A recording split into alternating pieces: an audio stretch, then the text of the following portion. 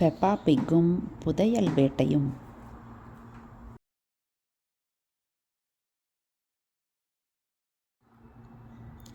பெப்பாவும் அவள் தம்பி ஜார்ஜும் ரொம்ப சந்தோஷமாக இருந்தாங்க. ஏன்னா அவங்க இன்னைக்கு தாத்தா பாட்டி கூட இருக்க போகிறாங்க.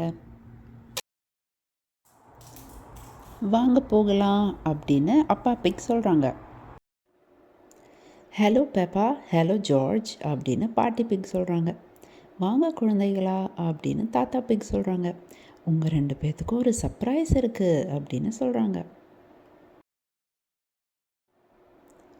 பெப்பாக்கும் ஜார்ஜுக்கும் சர்ப்ரைஸ்னால் ரொம்ப பிடிக்கும். அது ஒரு புதையல் வேட்டை அப்படின்னு பாட்டி பிக் சொல்கிறாங்க. தாத்தா ஒரு புதையலை புதைச்சி வச்சுருக்காங்க. நீங்கள் 2 பேர் தான் கண்டுபிடிக்கணும்.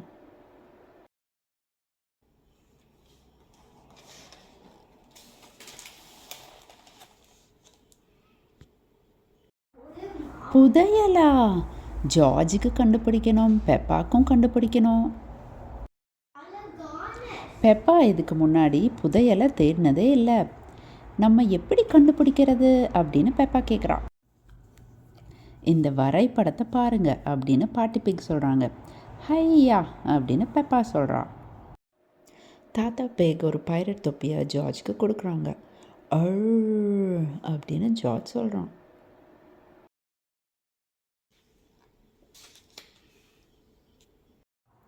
இதில் என்னமோ சரியில்லை, இந்த வரைபடம் எனக்கு புரியலை அப்படின்னு பெப்பா சொல்கிறா. எனக்கு கொஞ்சம் உதவி பண்ணுறீங்களா அப்பா? ஓ சரி அப்படின்னு அப்பா பிக் சொல்கிறாங்க. எனக்கு வரைபடம் ரொம்ப நல்லா தெரியும், ஆனால் இது கொஞ்சம் கஷ்டமாக இருக்கே. நீ அதை தலைகீழாக பிடிச்சிட்ருக்க அப்படின்னு பாட்டி பிக் சொல்கிறாங்க. அட ஆமாம் அப்படின்னு டேடி பிக் சொல்கிறாங்க. எல்லாருக்கும் சிரிப்பு வந்துருச்சு. ஓ அப்படியா, இது ஈஸியாக இருக்கே. எக்ஸ் மார்க் பண்ண இடத்துல தான் புதையல் இருக்குது. அது கரெக்டாக 2 ஆப்பிள் ட்ரீக்கு நடுவில் இருக்குது. ஆனால் ஆப்பிள் ட்ரீ எங்கே? நீ அதுக்கு க்ளூஸ் கண்டுபிடிக்கணும். ஃபர்ஸ்ட் க்ளூ ஒரு பாட்டிலில் இருக்குது.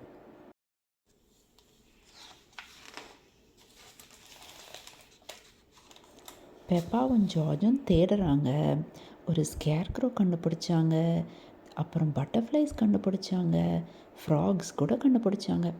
ஜார்ஜ் ஆனால் வேற என்னமோ கண்டுபிடிச்சிருக்கான். ஆனால் இது புதையல் இல்லையே அப்படின்னு பெப்பா சொல்கிறா.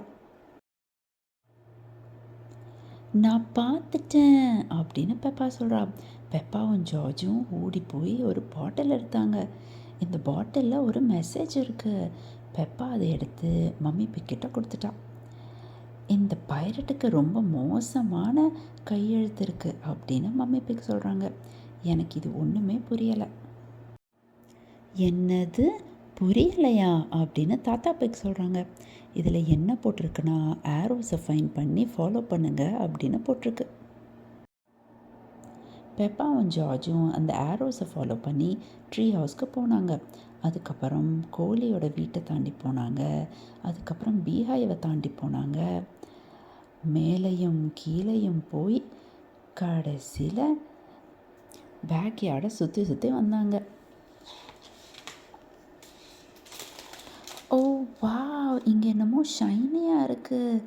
நான் ஒரு கீ கண்டுபிடிச்சிட்டேன் அப்படின்னு பெப்பா சொல்கிறா.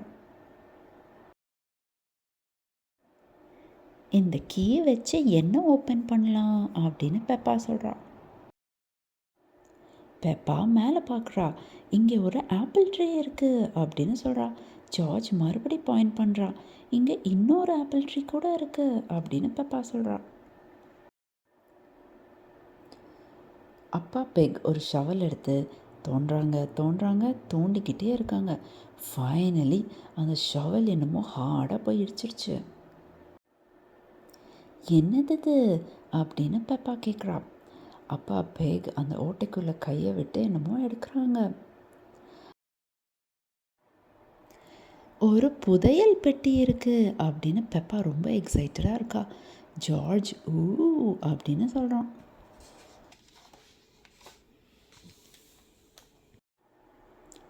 பெப்பா அந்த கோல்டன் கீ யூஸ் பண்ணி அந்த ட்ரெஷர் பாக்ஸை ஓப்பன் பண்ணுறான். அதுக்குள்ளே பார்த்தா நிறைய ஷைனி காயின்ஸ் இருக்குது.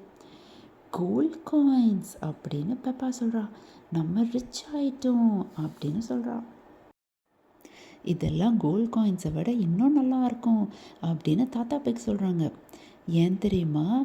ஏன்னா இந்த காயின்ஸ் எல்லாம் சாக்லேட்டில் பண்ணது. ஓ அப்படின்னு பெப்பாவும் ஜார்ஜும் ரொம்ப சந்தோஷமாக இருந்தாங்க. அப்படின்னு பெப்பா அந்த காயின் சாக்லேட் எல்லாத்தையும் சாப்பிட்டுட்டு இருக்கா. இதுதான் பெஸ்ட் புதையல் அப்படின்னு சொல்கிறா. இந்த மாதிரி தமிழ் ஸ்டோரி டைம் உங்களுக்கு பிடிச்சிருந்தா மறக்காமல் சப்ஸ்கிரைப் பண்ணுங்கள். நான் இன்னும் நிறைய புக்ஸ் ரீட் பண்ண போகிறேன். Like Peppa Pig, Bluey, Ladybug Girl எல்லாமே தமிழில் ரீட் பண்ண போகிறேன். தேங்க்யூ ஃபார் வாட்சிங்.